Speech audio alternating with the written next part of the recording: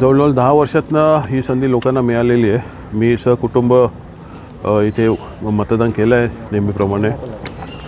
माझी सर्वांना विनंती आहे की जो आपल्या भागात अन्याय चालू होता, विशेषतः भूमिपुत्रांनाही विनंती आहे की सर्व जास्तीत जास्त लोकांनी इथे उतरा आणि मतदान करा. तुमच्या ज्या अपेक्षा आहेत त्याप्रमाणेच प्रत्येकाला मतदान करा आणि आपलं चांगला लोकप्रतिनिधी निवडून द्या. नाही, ही लढत असते, ती कधीच मैत्रीपूर्ण होत नाही. आणि हा एक पॅटर्न आहे फक्त या युतीचा.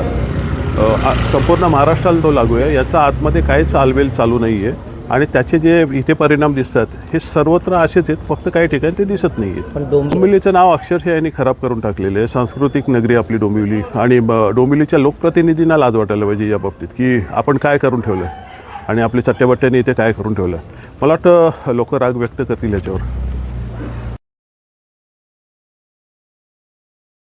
अल्पावधीतच लोकप्रिय झालेला भारताचा बुलंद आवाज आपला Bharat channel subscribe, share, like आणि कमेंट्स करायला विसरू नका.